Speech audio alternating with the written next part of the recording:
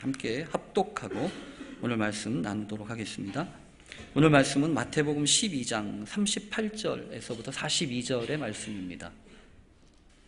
마태복음 12장 38절에서부터 42절까지의 말씀, 우리 함께 전체적으로 같이 합독하겠습니다. 같이 읽겠습니다. 시작. 그때에 서기관과 바리새인 중 몇 사람이 말하되 선생님이여 우리에게 표적 보여주시기를 원하나이다. 예수께서 대답하여 이르시되 악하고 음란한 세대가 표적을 구하나 선지자 요나의 표적밖에는 보일 표적이 없느니라. 요나가 밤낮 사흘 동안 큰 물고기 뱃속에 있었던 것 같이 인자도 밤낮 사흘 동안 땅속에 있으리라. 심판 때에 니느웨 사람들이 일어나 이 세대의 사람을 정죄하리니 이는 그들이 요나의 전도를 듣고 회개하였음이었거니와 요나보다 더 큰 이가 여기 있으며 심판 때에 남방 여왕이 일어나 이 세대의 사람을 정죄하리니 이는 그가 솔로몬의 지혜로운 말을 들으려고 땅 끝에서 왔음이거니와 솔로몬보다 더 큰 이가 여기 있느니라. 아멘. 오늘 말씀의 제목은 크기의 문제는 믿음으로 해결해야 한다라는 제목입니다. 어느새 앙상했던 나뭇가지에 새순이 돋아나고 있는 것을 보았습니다. 수줍게 미소를 머금듯 이렇게 봄을 열어가고 있는 작은 새싹들을 보면서 다시 한번 생명의 신비가 참 놀랍구나라고 하는 것을 묵상하게 됩니다. 아마 이제 얼마 안 있으면 곧 앞다투어서 찾아올 봄 소식이 있겠지요. 겨울 나무같이 메말랐던 우리의 영혼에도 그런 생명의 신비와 같은 거룩한 봄바람의 은총이 우리에게 불어오게 되기를 간절히 기도합니다. 요즘 사순절이고 또 봄이잖아요. 그래서 막 그런 생각이 들더라고요. 이 사순절의 주님이 마치 봄처럼 오시겠다. 이 봄처럼. 지난 주간에 비가 왔지요.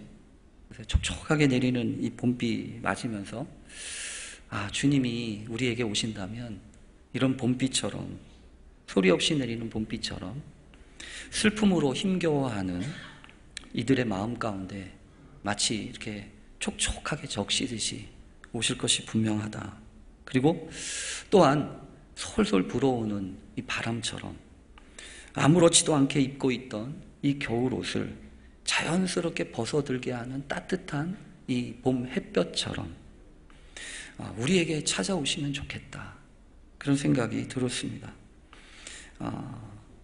봄에 참 여러 가지 생각을 많이 할 수 있지만 특히 이 사순절이라고 하는 이 절기는 복음의 가치를 생각할 수 있고 묵상할 수 있는 정말로 귀한 때가 아닌가 합니다.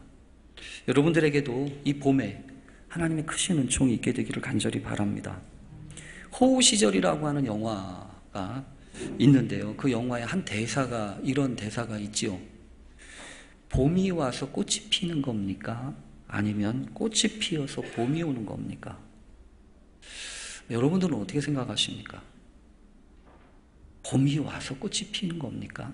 아니면 꽃이 피어서 봄인 겁니까? 여자가 남자한테 그렇게 묻는 영화 대사예요. 그런데 사실은 그 남자가 이렇게 대답하죠. That's coming. 그런 거 따지지 말라는 거예요. 왜 봄이 와서 꽃이 피는 것인지 꽃이 피어서 봄이 오는지 그런 거 따지냐. 다 오는 거야. 봄도 오는 거고 꽃도 오는 거고 다 오는 거야. 다 순리대로 온다는 거예요. 그러니까 먼저 무엇이 있고 나중에 뭐가 오는지 그게 뭐가 중요하냐. 다 서열을 따지고 이렇게 저렇게 순서를 따지는 게 세상 사람이지만 생명은 그런 게 아니라는 거죠.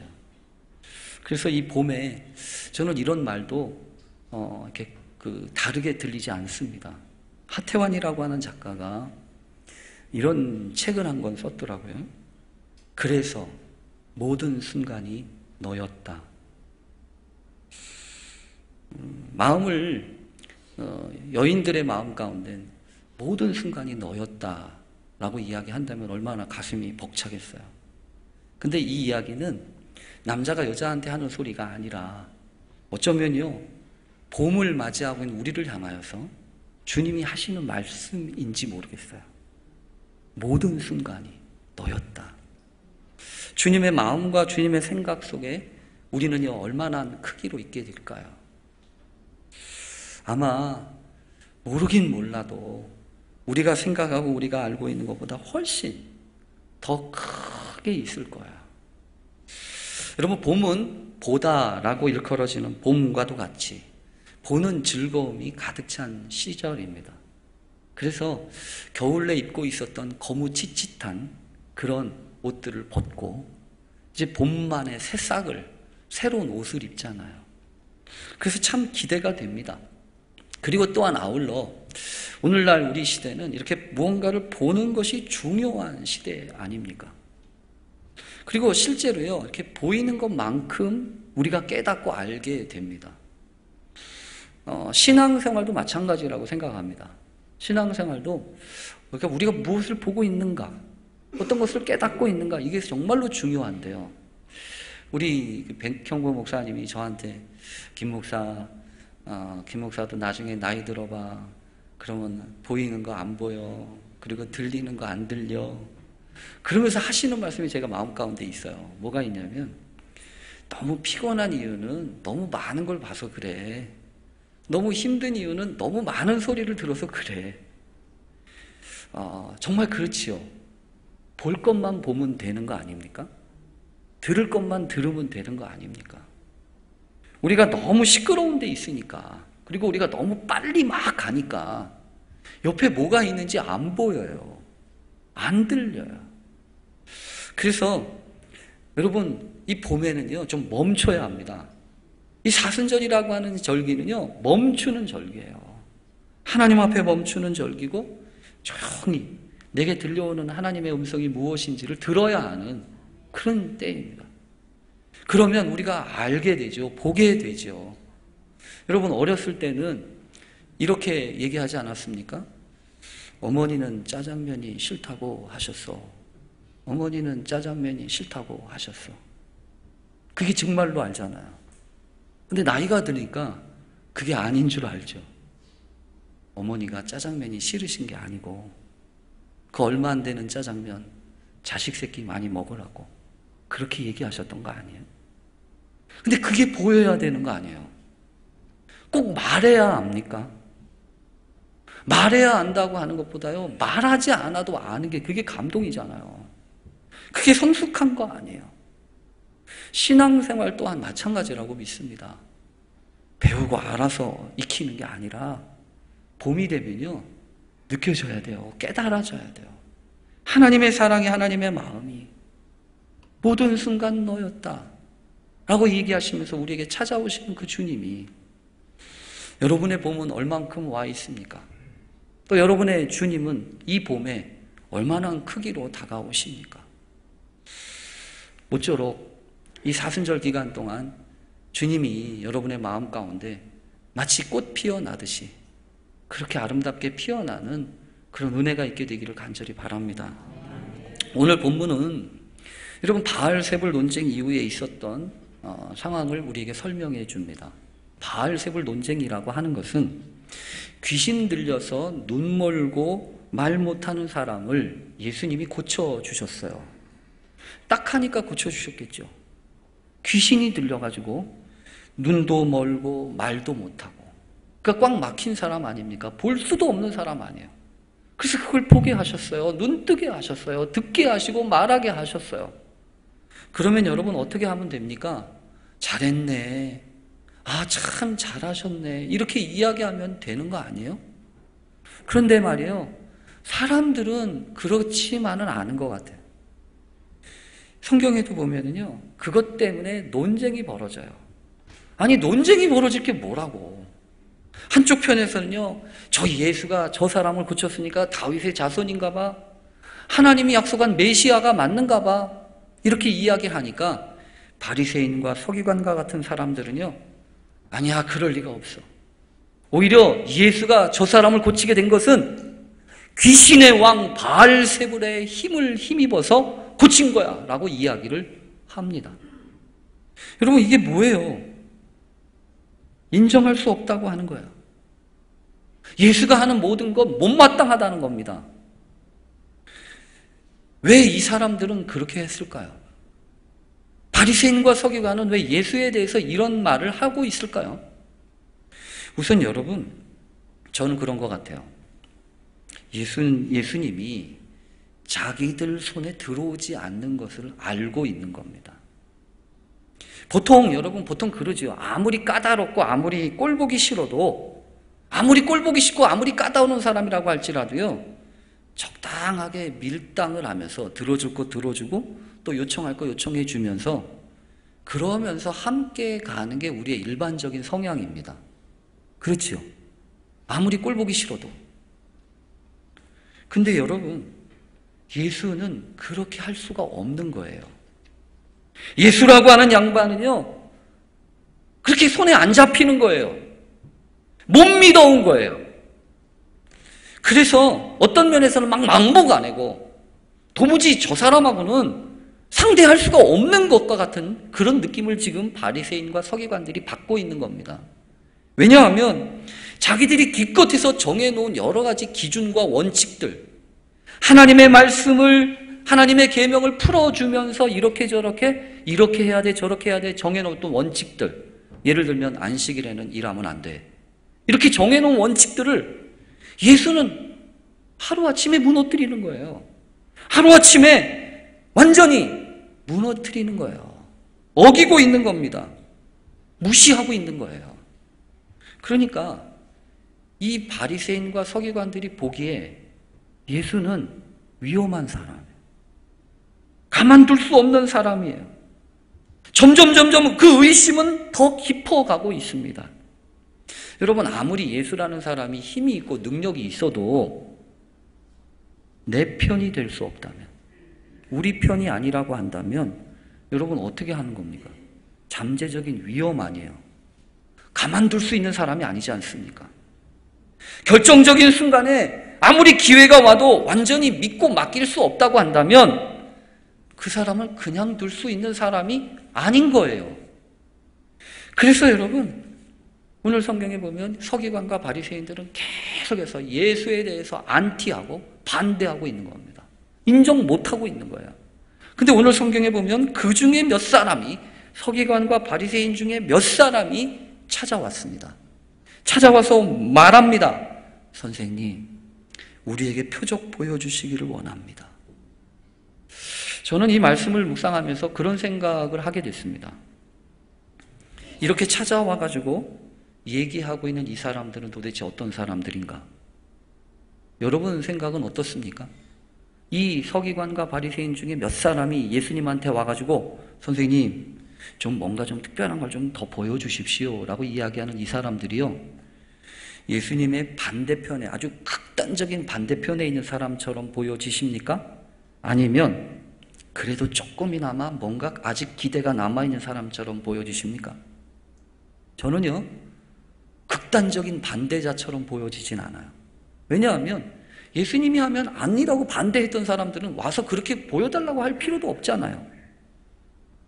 적어도 예수님이 뭔가 다른 분이라고 하는 기대를 아직도 갖고 있기 때문에, 아직도 포기하기엔 너무 안타까우니까, 아쉬우니까 예수님한테 찾아와가지고 예수님 그러지 마시고 뭔가 좀 더 보여주십시오, 뭔가 좀 특별한 걸 좀 더 내놓아 보십시오 라고 이야기하고 있는 것은 다른 게 아니라 그래도 예수님한테 기대가 있는 사람들이라는 거예요. 그래도 예수님하고 조금 잘해 지내려고 하는 사람이라는 거예요. 여러분, 그러면 어떻게 해야 합니까? 웬만하면 들어주는 게 상식입니다. 웬만하면 맞춰주는 게 맞습니다. 아니, 적어도 좀 진지하게 고려해 보셔야 되는 거 아니에요? 근데 오늘 성경에 보면 예수님이 어떻게 말씀하셨는지 아십니까? 39절을 한번 여러분 같이 읽어보겠습니다. 39절 시작. 예수께서 대답하여 이르시되 악하고 음란한 세대가 표적을 구하나 선지자 요나의 표적밖에는 보일 표적이 없느니라. 여러분, 이 말씀이 어떻게 들리십니까? 우선 이 말씀을 보면서 먼저 주님이 이 서기관과 바리새인 중에 몇 사람들이 와서 이렇게 말하는 것을 통해서 악하고 음란한 세대의 모습을 보셨다는 게 중요해요.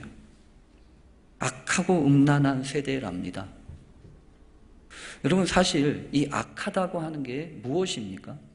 폰네라라고 하는 원어인데요. 이 악하다라고 하는 뜻은 올바르지 못하고 어그러져 있다, 또 병들어 있다, 하나님의 뜻을 거스르고 있다는 뜻입니다. 음란하다고 하는 것은요, 모이칼리스라고 하는 원어인데요, 이것은 다른 게 아니고 음탕한 마음 가지고 있어서 한 곳에 마음을 두지 못하고 여기저기를 떠돌고 있다는 얘기예요. 이 생각 저 생각을 하고 있다는 얘기입니다. 여러분, 악하고 음란하다고 하는 판단이 들어서면 어떻게 해야 합니까? 기대할 것 없습니다. 뭘 더 합니까? 악하고 음란한데. 그런데 주님은 오늘 말씀을 보면서 뭐라고 하시냐면 오히려 악하고 음란한 세대가 표적을 구하는데 내가 요나의 표적이라도 좀 보여주어야겠구나 라고 하는 얘기를 하신다는 거예요. 이것저것 생각을 하시다가 요나의 표적이라도 내가 보여줄 수밖에 없겠구나 라고 얘기하셨다는 거죠. 여러분, 오늘 말씀을 보면서 저는 우선 그런 느낌을 가져요. 믿음으로 사는 사람은요, 자기가 살아가고 있는 세상이나 자기가 몸담고 있는 곳에 대해서 탓하거나 절망하면 안 돼요. 우리는 눈앞에 펼쳐지는 여러 가지 상황들을 보면서 특히 악이라고 하는 것이 또아리를 들고 곳곳마다 악한 모습이 드러나는 것을 볼 때 우리는 절망합니다. 우리는 실망해요. 그리고 더군다나 음란함이라고 하는 것이 곳곳에 배어나오는 것을 볼 때 여러분 어떤 생각이 드십니까? 썩었군, 망했군, 말세야 라는 얘기를 하잖아요. 희망이 없다고 생각하지 않습니까? 그냥 접어버리지 않습니까? 본질을 잃어버리고 껍데기만 남아가지고 이게 뭐냐? 라고 얘기하지 않습니까? 여러분, 그렇게 비판하기는 쉬워요. 열을 올리면서 판단하고 책임자를 문책하라고 하는 요구는 하기 쉽습니다. 그런데 주님은 악하고 음란한 세대임을 이야기하시면서도 그렇게 판단하고 정죄하는 건 하지 않으세요. 오히려 있잖아요. 이것밖에 내가 보여줄 게 없구나 라고 이야기하시면서 내가 이렇게 하리라 라고 하는 얘기를 하세요. 특히 40절 한번 읽어보세요. 40절. 그 다음에 하시는 말씀입니다. 40절 시작. 요나가 밤낮 사흘 동안 큰 물고기 뱃속에 있었던 것 같이 인자도 밤낮 사흘 동안 땅속에 있으리라. 여러분, 이게 무슨 소리입니까?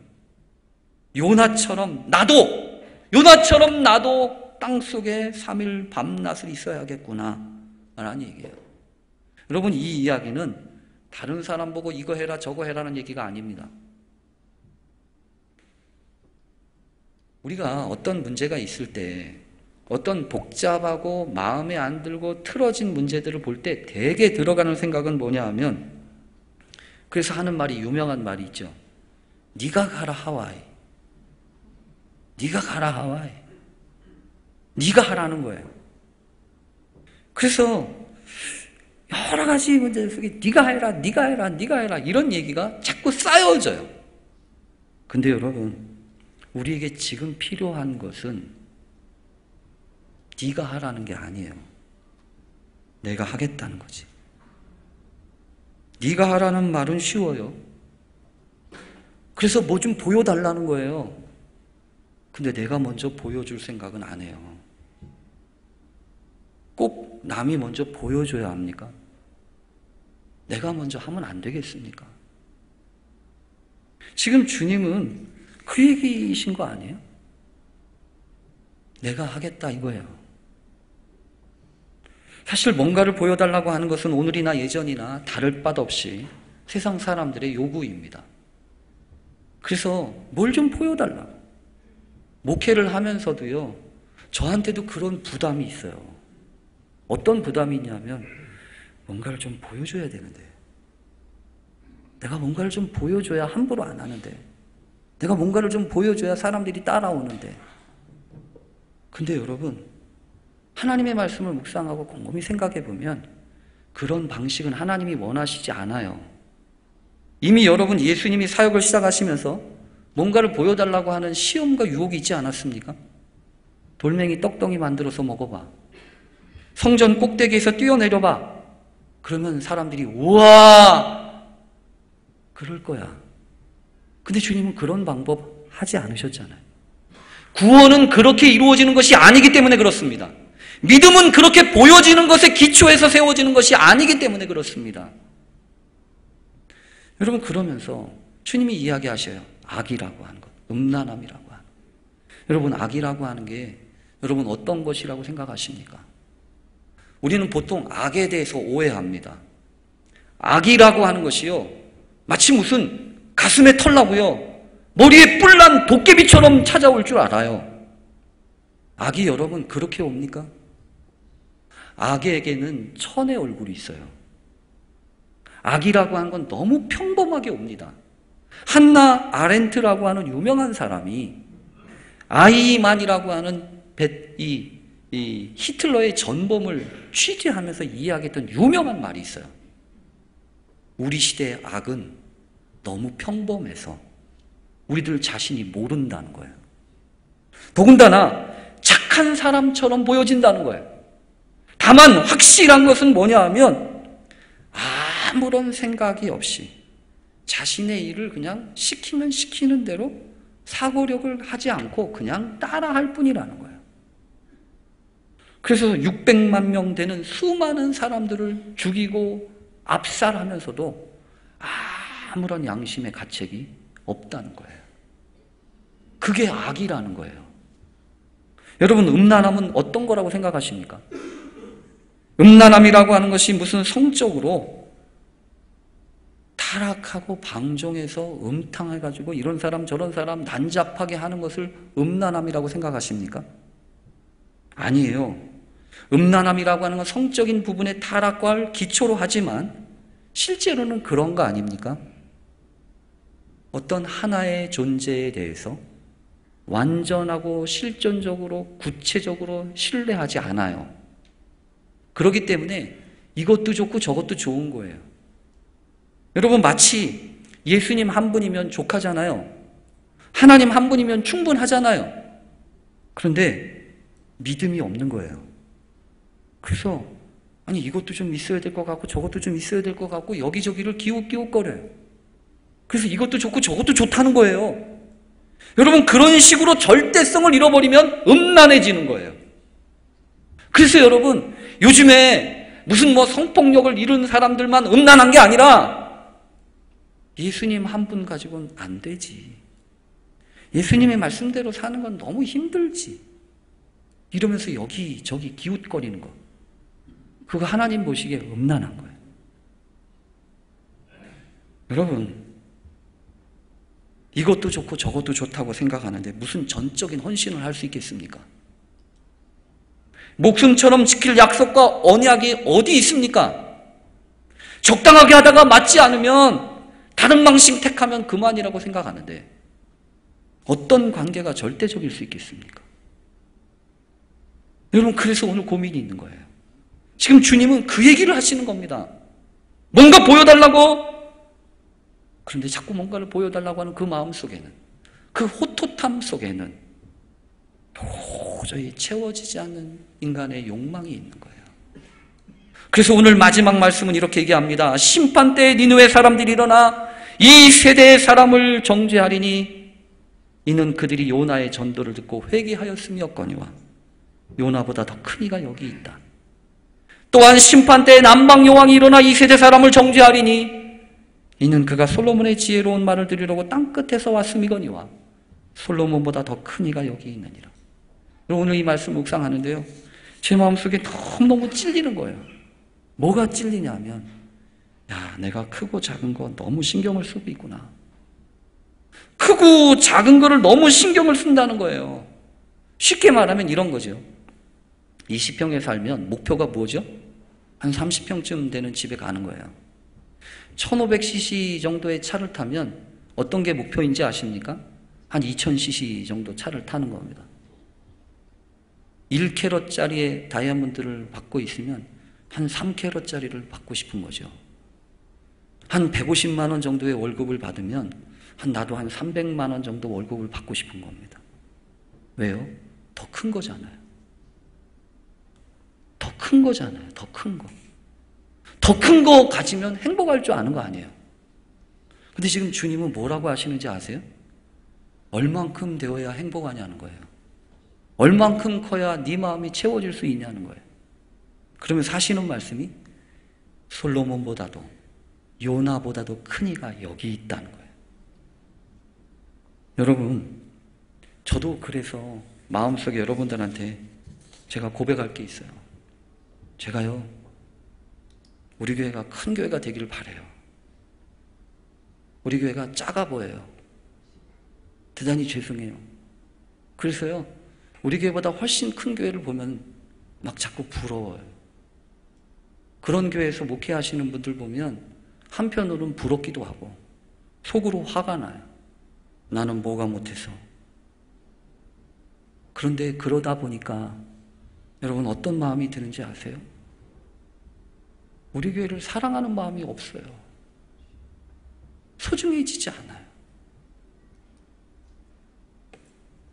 여러분 언제까지 크고 작은 거 따져야 될까요? 내가 커지려고 하는 거 아니에요? 사실은? 근데 지금 주님은 그러시는 거 아니에요? 크고 작은 게 그렇게 문제가 되냐? 여러분 이미 주님은 말씀하셨어요. 크고자 하는 자는 너희를 섬기는 자가 되어야 하리라. 크고 작은 거에 대한 기준은 네가 하는 게 아니야. 내가 하는 거야. 그래서 여러분 아시는 것처럼 2렙돈을 드렸던 과부의 헌금을 다른 사람들은 별거 아니라고 했지만 주님은 가장 많이 헌금했다라고 평가하지 않으셨습니까? 여러분 우리가 세상의 기준을 가지고 산다면 200데나리온의 떡을 가지고도 먹일 수가 없어요. 근데 주님은 뭐라고 하시죠? 보리떡 5개, 물고기 2마리면 족하다는 거예요. 여러분 그렇지 않아요. 우리에게 얼마만큼의 땅이 있어야 행복할까요? 우리에게 얼마만큼의 돈이 있어야 안전할까요? 우리가 얼마만큼의 차와 얼마만큼 큰 집을 가지고 있어야 자랑스럽게 생각할까요? 그 방법이 아니라는 거예요. 주님 한 분이면 족하고요. 하나님이 허락하신 약속 하나면 충분한 거라요. 그래서 믿음으로 살라는 거예요. 크고 작은 거 따지지 말라는 거예요. 내게 주어진 것이 작다고 할지라도 그것이 내게 주신 전부라고 한다면 그것이 최고인 거예요. 여러분 큰 교회 찾지 말자고요. 저도 안 할 거예요. 여러분도 그러지 마세요. 내가 있는 곳, 하나님이 내게 허락하신 곳, 그것이 최고예요. 내 아내가 최고고요. 내 남편이 최고예요. 내 자식이 최고예요. 그래야 행복이 있어요. 그래야 소망이 있어요.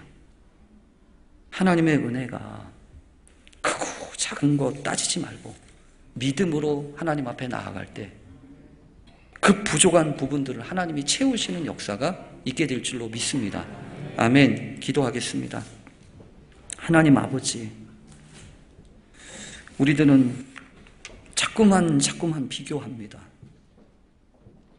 15평에 살면 기 죽고 50평에 살면 기가 삽니다. 내 주머니에 돈 많으면 자신감이 있고 내 주머니 비어 있으면 만나는 것도 두렵습니다. 그러나 하나님, 우리가 이 시대에 크고 작아지는 수없이 반복되어지는 이 안타까움을 악하다고 하시고 음란하다고 하셨으니 주여 어떻게 이 크기의 문제를 이겨낼 수 있는지 우리에게 가르쳐 주시기를 원합니다. 겨자씨만한 믿음, 그 믿음 가지고도 산을 들어 옮기고 하나님의 놀라운 역사를 감당할 수 있다고 하시니 작다 크다 따지지 않게 하시고 내게 주신 생명, 그 하나의 생명을 소중히 여기고 감당하는 믿음의 사람들이 되게 해 주옵소서. 예수님의 이름으로 기도합니다. 아멘.